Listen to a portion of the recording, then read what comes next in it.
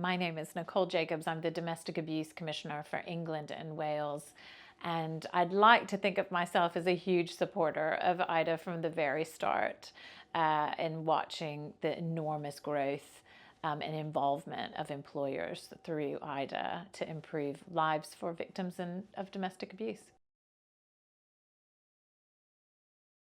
My key priority as Domestic Abuse Commissioner for England and Wales is very much about making sure that we have excellent practice in all of the areas of England and Wales. And so that is about specialist services for domestic abuse and the kinds of things that government can do to improve and enhance that cohesion and strategy for a more coherent approach. And employers play a huge role in that. They will often be a first point of call. The kind of leadership that employers give are critical to that coordinated community response. For victims and survivors of domestic abuse, employers are critical.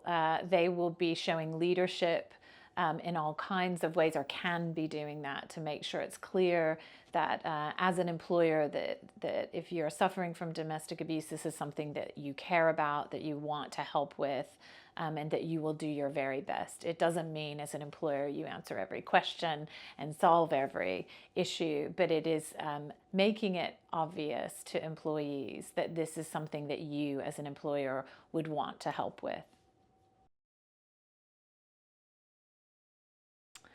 Key elements of a good domestic abuse response in the workplace really are simply signaling to all employees that this is something that is critical to the well-being of employees, that there's a role to play and a support that can be there. Backing that up, having a policy, using organizations like the Employers Initiative for Domestic Abuse to really help bolster a lot of the tools and ways that you might train. There's so much that IDA can do to help you as an employer, and using some of that and making that making that right for your own workplace is really, really important. But I think it is sending that message and that signal as a first step, and making sure that employees know that they can get some help and some support at work.